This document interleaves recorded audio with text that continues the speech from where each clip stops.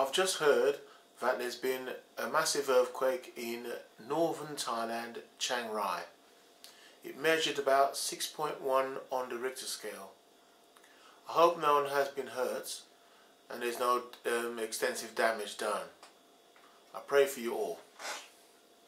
You never hear of earthquakes in Thailand. I've never heard of one in Thailand. You hear of Bali or New Zealand, Turkey, Afghanistan, Dominican Republic and the Caribbean, but I've never heard of an earthquake in Thailand. So I hope everyone's okay and there's no more repeat performances of the earthquake.